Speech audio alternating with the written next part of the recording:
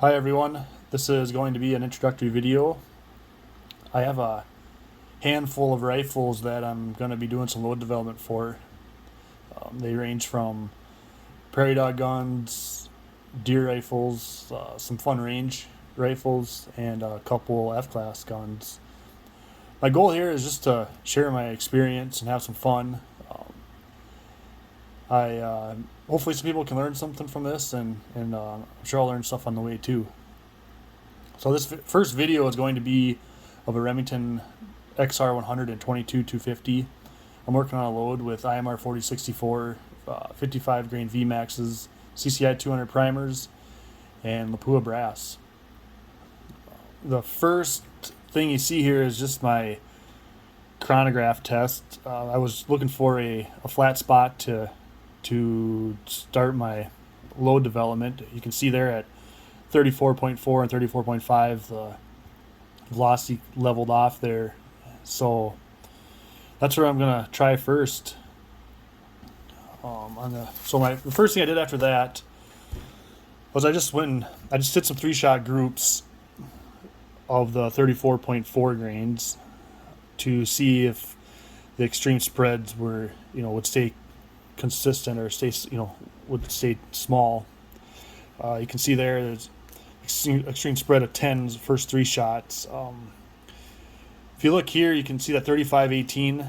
That was the first shot out of a cold barrel, and in my experience, the first shot always has a considerably higher velocity. You can see 34-94 and 34-98 kind of fell into line with the other 3 shots I took. And then also with this rifle, and I've seen it in other rifles too, the first 3 or 4 shots aren't very consistent, so that's why those are like that. And then you can see I shot 3 more. I did another 3-shot group, and the groups tightened up pretty considerably. And it's a kind of a triangle, which is what I look for versus something that's stringing. So that's a good indicator too. This next group, I'm not sure what happened there. That's the first group without the magneto speed on.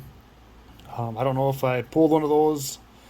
I don't know if it's something to do with taking the magneto speed off, but so I kind of discard that one. Not worried about it. And this next one here was without the magneto speed also.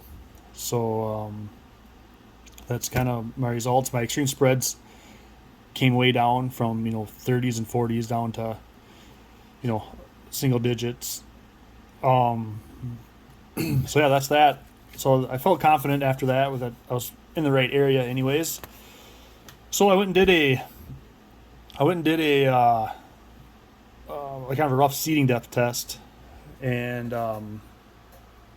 bring that out so you can see all the groups.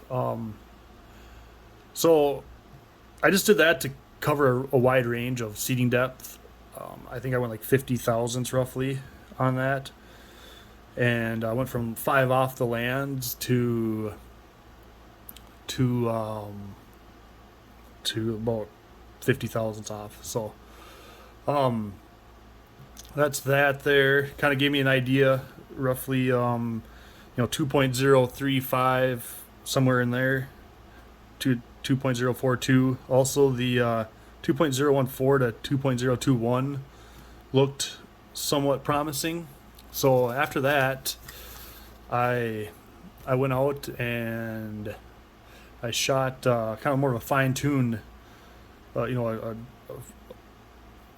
some groups that are with less increment in between them. So you can see I went from 2.016 to 2.034. Try to cover that whole range from the previous test. And this 2.031 to me seems the most promising in this area anyways. 2.028. I looked at the vertical location between the two, and they're pretty similar. So that's what I went through. And then it has that more of a triangle shape to it instead of a string. So anyways, I I took that. I took that 2.031. I went back out to the range. Actually, I don't have the picture of that here or the target from that, but the groups opened up quite a bit from that, and so I went back to the range again. I loaded up some more ammo. Went back to the range again, and the 34.4 grains that I typically that I started doing this test with sped up about 75 feet per second, 75 feet per second. You can see here it went from a 3497, 3480 in that range to 3560. So, which is, a common thing to see after you get around 100 to 200 rounds on a barrel. It they speed up, and then they'll stay steady, after that till the for the rest to the end of their life, really. So I went back, and this is the third time I went to the range after that seeding depth test to test velocities again, and then see if I could find that node of that around that 3480, which that the 34 wasn't, that was still 3515 ish. So I went back again, and I took 33.6 grains to get back to where I needed to be. So then I loaded that up. I went back, tested it. The ammo actually sat in my car I forgot to take it out at work, and it sat in the car all day, and it was pretty hot. So what I did is I let it sit for about 30 minutes, and I shot this first group here with the magneto speed on, and it sped up about 40 feet per second, which goes along with the temperature in the car. It was about 40 to 50 degrees warmer than what it was outside, would be my guess. So anyways, I took the magneto speed off, shot this 33.6 grains here, and it obviously the ammo was still pretty warm, and it opened up right there. I'd also wanted to try 33.8 to see what a little bit faster would do, and didn't really hold up. So I let the ammo sit for another 40 minutes, and I ended up shooting this one, and so the after the ammo cooled down, it came back to where it should be, I think. So this test is somewhat inconclusive, I think, without starting with room temperature ammo that hasn't been sitting in the sun. So what I'm going to do next is I'm going to take this 33.6 out to the range again, see how it holds together. I'll test my some extreme spreads and stuff, see how that ends up, and after that, maybe mess with seeding depth test some more. Maybe go a little bit lighter on the powder charge. Try 33.4 or 33.5.